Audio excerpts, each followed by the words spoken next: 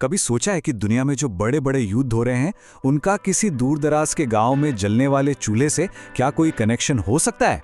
सुनने में अजीब लगता है ना, पर आज हम इसी कनेक्शन को, इसी रोमांचक सफर को समझने वाले हैं। ये कहानी है ग्लोबल झगड़ों की, जमीनी इनोवेशन की और एक ऐसी क्रांति की जिसका नाम है बायोफ्यूल। जितने भी युद्ध हो रहे हैं वे सिर्फ ईंधन की वजह से हो रहे हैं। ये लाइन आज की दुनिया की एक बहुत ही कड़वी लेकिन सच्ची तस्वीर दिखाती है।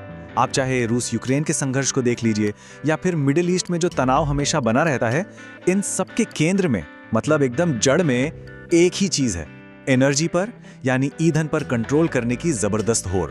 तो सवाल ये है कि आखिर ये होड़ है क्यों? इसका जवाब बहुत ही सीधा है।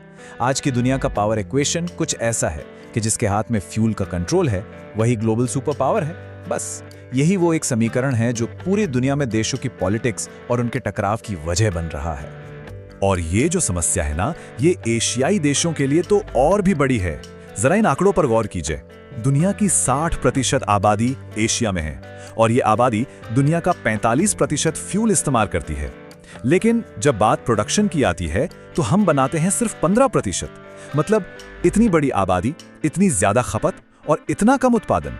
ये जो गैप है ये हमें दूसरे देशों पर निर्भर बनाता है। तो क्या इस इतनी बड़ी समस्या का कोई समाधान है ही नहीं? क्या कोई ऐसा रास्ता है जो हमें इस निर्भरता से निकालकर ऊर्जा की आजादी की तरफ ले जा सके? बिल्कुल है। और मजे की बात यह है कि इसका जवाब कहीं बाहर नहीं बल्कि हमारी अपनी प्रकृति में और बायोटेक्नोलॉजी में ही छिपा है। तो सबसे पहले ये समझते हैं कि आखिर ये बायोफ्यूल हैं क्या भला।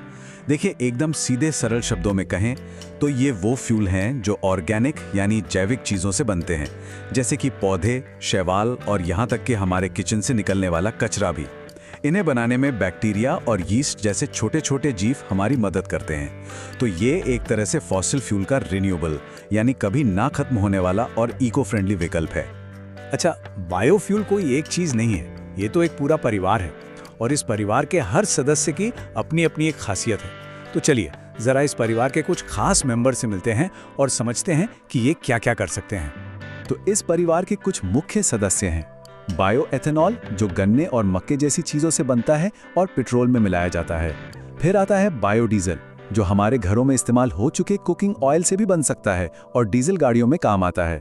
तीसरा है बायोगैस, जिसे हम गोबर और गीले कचरे से बनाते हैं और ये खाना पकाने से लेकर बिजली बनाने तक सब काम आती है। और आखिर में है बायोहाइड्रोजन, जिसे फ्यूचर का सबसे साफ और सबसे पावरफुल फ्यूल माना जा रहा है। अब ये कंपैरिजन बड़ा दिलचस्प है। इससे पता चलता है कि किस फ्यूल में कितना दम है। देखिए, बायोहाइड्रोजन से हमें करीब 120 मेगाजूल प्रति किलो की एनर्जी मिलती है। वहीं बायोडीजल और बायोइथेनॉल इससे काफी पीछे हैं। बस यही वजह है कि इसे भविष्य का ईंधन कहा जाता है, मतलब कम मात्रा में ज्यादा पावर। ठीक है, तो ये सब तो हो गई साइंस की बातें, लेकिन अब आते हैं जमीनी हकीकत पर। सबसे जरूरी सवाल तो ये है कि इस टेक्नोलॉजी को, इन बायोफ्यूल्स को गांव या कम्युनिटी लेवल पर, मतलब लोकल लेवल पर कैसे इस्तेमाल किया जा सकता है। यहाँ हमारा लक्ष्य बहुत बड़ा और एकदम साफ है। हमें ईंधन के लिए बाहर से इंपोर्ट करने की निर्भरता को खत्म करके आत्मनिर्भर गांव बनाने हैं। जरा सोचिए, एक ऐसा भविष्य जहां हर गांव अपनी ऊर्जा की जरूरतें खुद ही पूरी कर रहा हो। है ना कमाल की बात? और पता है, ये उतना मुश्किल भी नहीं है जितना सुनने में लगता है। गांव में एक बायोगैस प्लांट लगाना इन 4 आसान स्टेप्स में हो सकता है। पहला, गोबर और किचन का कचरा इकट्ठा करो।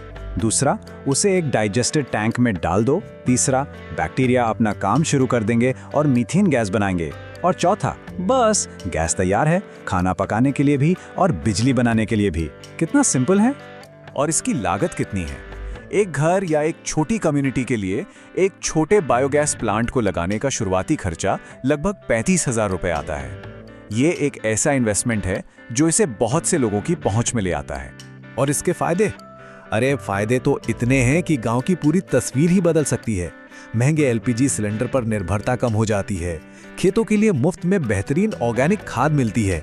गांव की गलियों में लाइटें जल सकती हैं और साथ ही गांव का सारा कचरा भी मैनेज हो जाता है। बायोगैस तो एक ऑप्शन है। एक और शानदार तरीका है अपने ही किचन के वेस्ट से बायोडीजल बनाना। मतलब जो कुकिंग ऑयल इस्तेमाल हो चुका है उसे इकट्ठा करें, उसे छानकर साफ करें, फिर उसमें अल्कोहल और एक कैटलिस्ट मिलाएं और बस बायोडीजल तैयार। ये तो सचमुच कचरे से कंचन बनाने जैसा है। और सोचिए जरा, इस लोकल तरीके से बने बायोडीजल का इस्तेमाल सीधे गांव की जरूरतों को पूरा करने में हो सकता है। किसानों के ट्रैक्टर, पानी खींचने वाले जनरेटर और यहां तक कि गांव की छोटी-मोटी बसें भी सब कुछ गांव में बने ईंधन पर चल सकती हैं। सही मायनों में आत्मनिर्भरता तो यही है। तो चलिए अब एक कदम पीछे हटकर बायोफ्यूल के भविष्य पर एक बैलेंस नजर डालते हैं। इसमें कोई शक नहीं कि संभावनाएं बहुत हैं, लेकिन यह रास्ता उतना सीधा भी नहीं है। कुछ मुश्किलें और कुछ चुनौतियां भी हैं। जैसा कहते ना, हर सिक्के के दो पहलू होते हैं। एक तरफ बायोफ्यूल से प्रदूषण कम होता है, ये कचरे का बेहतरीन इस्तेमाल है और ये हमें ऊर्जा के लिए दूसरों पर निर्भर होने से बचाता है। लेकिन दूसरी तरफ इसे शुरू करने में खर्चा थोड़ा ज्यादा आ सकता है। अभी भी लोगों में इसके बारे में ज्यादा जानकारी नहीं है और कभी-कभी जमीन के इस्तेमाल को लेकर भी कुछ सवाल उठते हैं। तो ये जो ऊर्जा की आजादी का रास्ता है, ये एक सफर है। आज हम पहला कदम उठा रहे हैं, मतलब बायोएथेनॉल, बायोडीजल और बायोगैस का लोकल लेवल पे इस्तेमाल करके। निकट भविष्य में उम्मीद है कि सरकारी मदद से ऐसे प्रोजेक्ट्स और भी बढ़ेंगे और हमारा जो लॉन्ग टर्म गोल है वो एक ऐसे भविष्य का है जो बायो हाइड्रोजन जैसी क्लीन एनर्जी और स्मार्ट बायो रिफाइनरियों पर चलेगा। और अंत में एक सवाल जो सोचने पर मजबूर करता है, क्या एक गांव में लगा एक छोटा सा प्लांट सच में दुनिया के बड़े-बड़े एनर्जी वॉर्स का जवाब हो सकता है?